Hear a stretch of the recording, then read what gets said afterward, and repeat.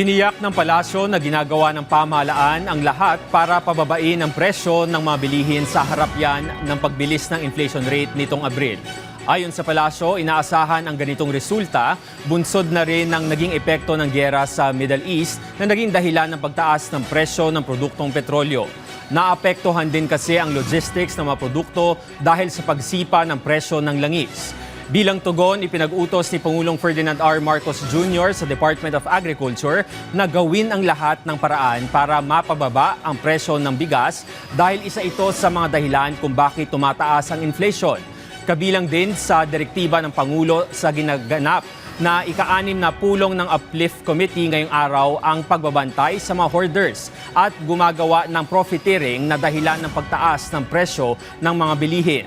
Sa naturang pulong, pinatitiyak din ng Pangulo sa mga kinaukulang ahensya ng gobyerno na sapat ang supply ng langis at pondo para masigurong tuloy-tuloy ang serbisyo.